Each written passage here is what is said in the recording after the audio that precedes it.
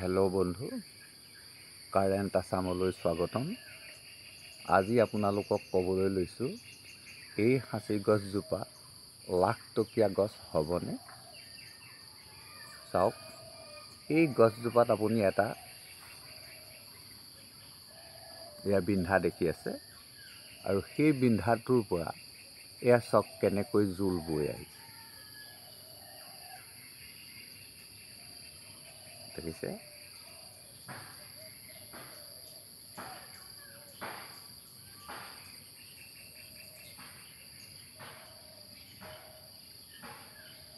এইজোপা গছেই হ'বগৈ লাখটকীয়া গছ। এই গছজোপাৰ আমি ওপৰ অংশলৈ গৈ থাকোঁচোন।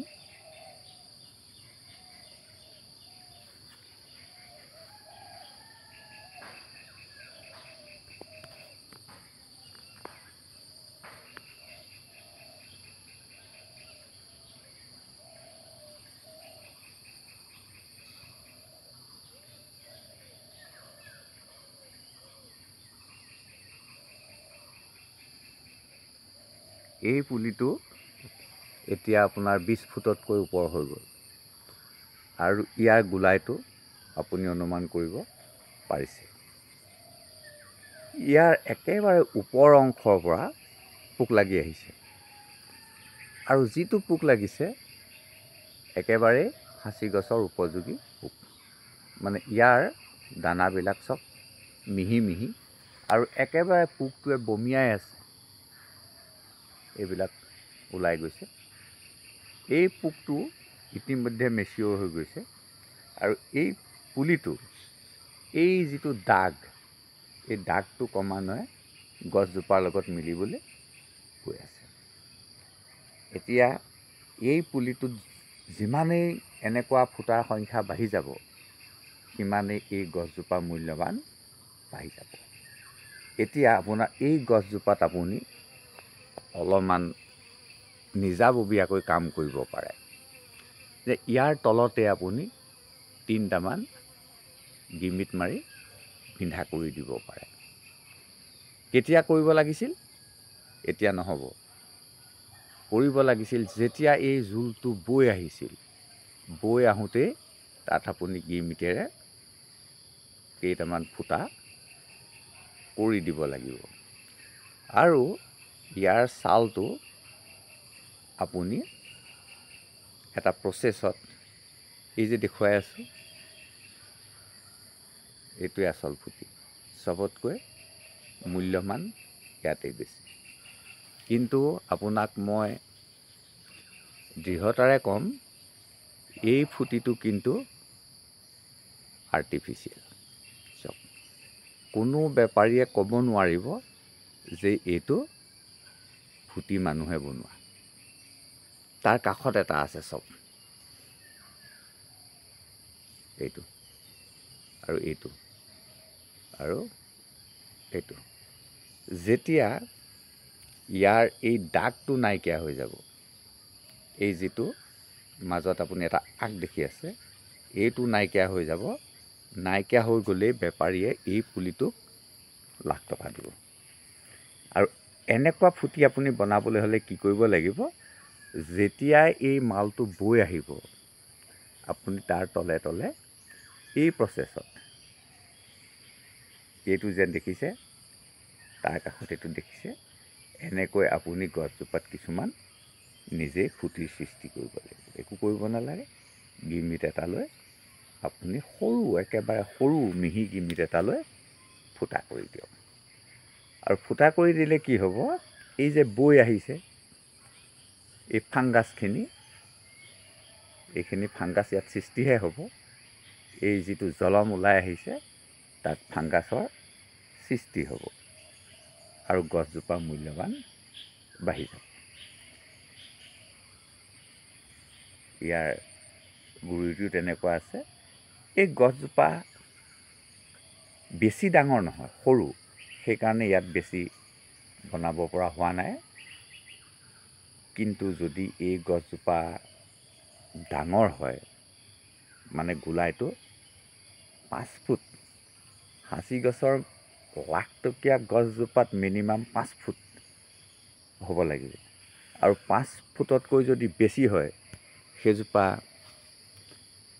বহু লাখ টকীয়া গছ। কিন্তু আমি এনেকুৱা পুলি এটা ৰুই পেলাই নিয়ে কেতিয়া লাখ টকা পাম বুলি ভাবি থাকিলে নহ'ব। আৰু ডাল কেতিয়া কাটিব? ইয়াৰ ডাল কাটিও মাল বনাব পাৰি। এই যে ডালটো দেখিছে, এইটো এটা ইয়াৰ ডাল। এই ডালটো কাটি দিয়া।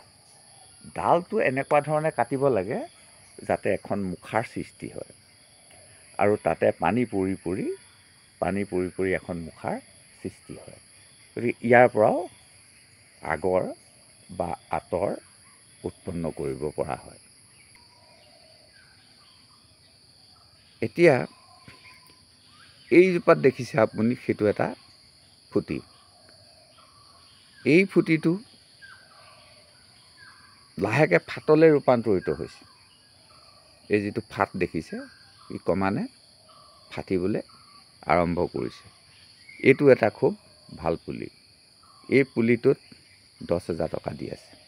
মোৰ নিজৰ পুলি, এইটোত 10,000 টকা দি আছে।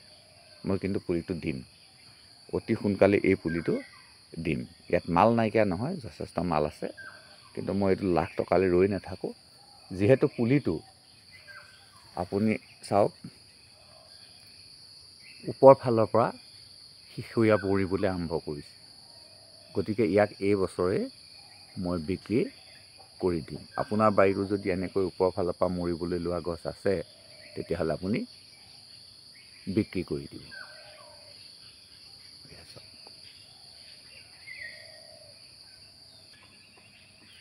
আপুনি চাওক, প্ৰত্যেকটো পুলিতেই একেবাৰে জোল বৈ আছে। প্ৰত্যেকটো পুলিতেই জোল বৈ আছে। এতিয়া এই গছজোপাত আমি এতিয়া এটা ফুটি দেখিছোঁ, অহা বছৰ কিন্তু 10টা দেখিম, তাৰ পাছৰ বছৰ আমি 20টা দেখিম। এনেকৈ গৈ গোটেই গছজোপা পোকে থকা নকা কৰি দিব। যেতিয়া পোকে থকা নকা কৰি দিব, মানে একেবাৰে অৱস্থা নাইকিয়াকৈ খাই দিব, তেতিয়াই আপুনি এই গছজোপাত লাখ টকা পাব। এইটো চাওক, এইটো ফুটি। কিন্তু এই ফুটিটোত, এইটো কিন্তু ভাল ফুটি নহয়। ভালকৈ চাওক, এই ফুটিটো থাকিলে আপুনি মাল কম পাব, দাম কম পাব। কেলৈ কম পাব? ইয়াক ঘোপ মাৰি দিলে ইয়াত আপোনাৰ মুগা বৰণৰ কালাৰ ওলাব। আৰু ইয়াক যদি ঘোপ মাৰি দিয়ে, এইটো ইয়াত ক'লা ওলাব। ক'লা বৰণৰ মালটোতে আপোনাৰ লাখ লাখ টকা।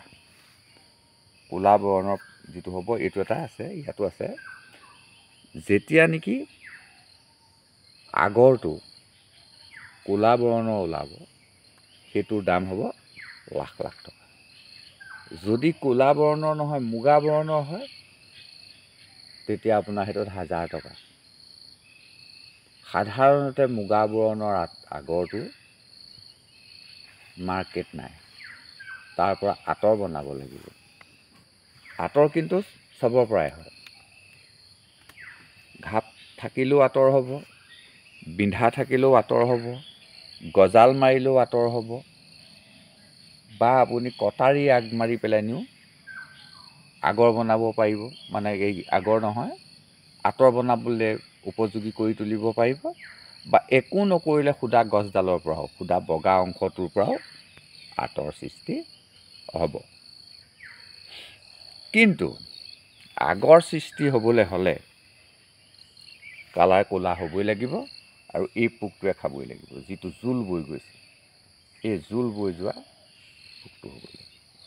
হেল্ল' বন্ধু, আপোনাৰ অঞ্চলত যদি সাঁচি গছ নাই, আপুনি ৰোপণ কৰক। আৰু সাঁচি গছৰ পোকটো আপোনাৰ তালৈ নিবৰ কাৰণে দুটাই ব্যৱস্থা আছে। এক হ'ল আপুনি পখিলাটো সংগ্ৰহ কৰি নিব লাগিব, 10-12টা পখিলা লৈ আপোনাৰ তাত মেলি দিব লাগিব। নহয়, আপুনি এটা ধাৰাৰ সৃষ্টি কৰিব লাগিব। মানে এনেকৈ ইঘৰৰ পৰা সিঘৰলৈ, সিঘৰৰ পৰা সিঘৰলৈ আপুনি এটা জাগৰণ আনিব লাগিব। সাঁচি খেতিৰ ওপৰত এটা জাগৰণ আনিব লাগিব। আপুনি আপোনাৰ কাষৰ গাঁওখনৰ পৰা আপোনাৰ গাঁওখনলৈ বোৱাই নিব লাগিব। এইটো এটা সাঁচি পুলি দেখিছে চব কেনেকুৱা মাৰাত্মক ধৰণে মাল হৈছে।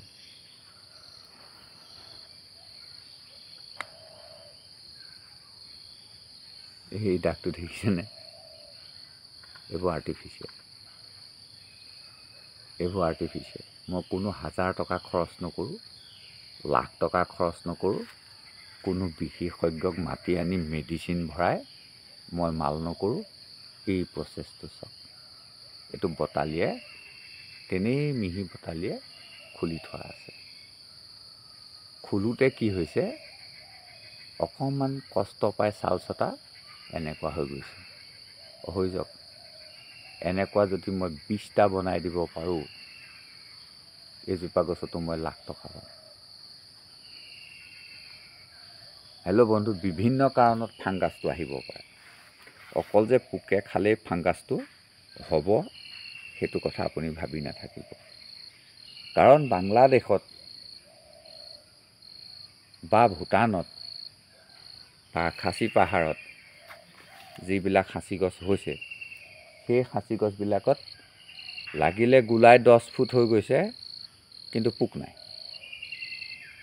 কিন্তু সেইজোপা গছৰ পৰাও তেওঁলোকে লাখ টকা পাইছে। কেনেকৈ মাল বনাইছে,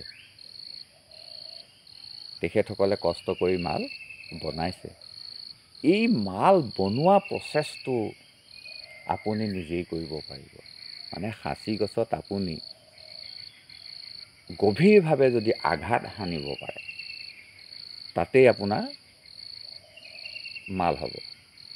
মানে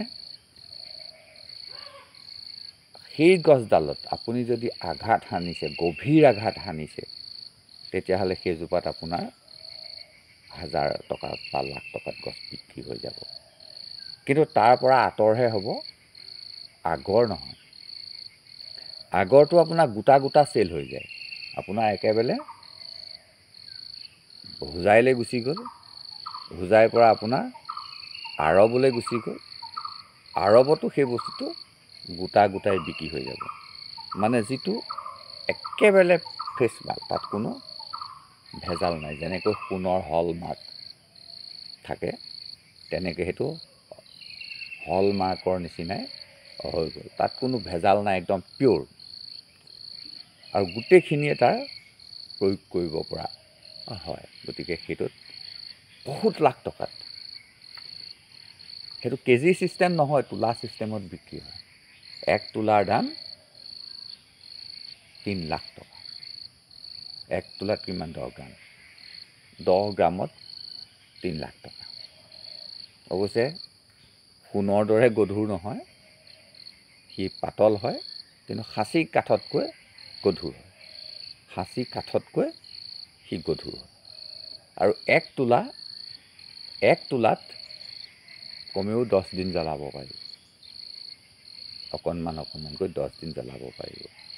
আৰু অকণমান জ্বলালে গোটেই সমাজখনলৈ, তেওঁলোকৰ যিখন সমাজ গোট খায়, অকণমান জ্বলালে সকলোলৈকে হৈ যায়। যেনেকৈ আমাৰ এডাল ধূপ জ্বলালে 100জন বা 1000জন মানুহে তাৰ ভাগ পায়।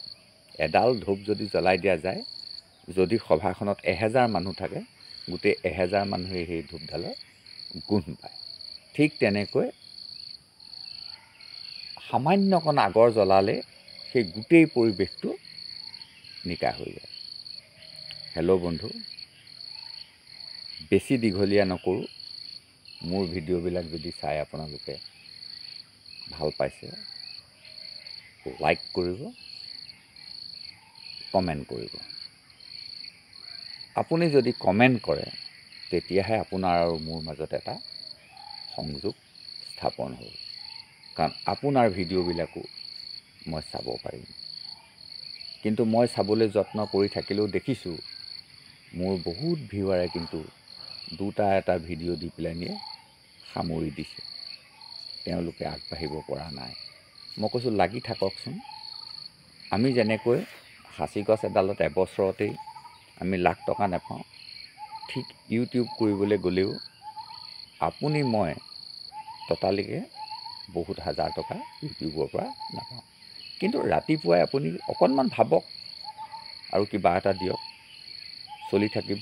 আপুনিও মোৰ ভিডিঅ' চাব, ময়ো আপোনাৰ ভিডিঅ' চাম। আমি আমাৰো এখন সমাজ হৈ গ'ল, ইউটিউব সমাজ। আমি ইজনে সিজনৰ ভিডিঅ'বিলাক আমি চাব পাৰোঁ, চাব লাগিব। আৰু এনেকৈ আমি কিবা এটাত লাগি থাকোঁচোন। হেল্ল' বন্ধু, আৰু দীঘলীয়া নকৰোঁ। যদি মোৰ কিবা ভুল ভ্ৰান্তি হৈছে এইখিনি ক্ষমা প্ৰাৰ্থনাৰে আজিৰ ভিডিঅ'টো ইমানতে সমাপ্ত কৰিছোঁ। ধন্যবাদ।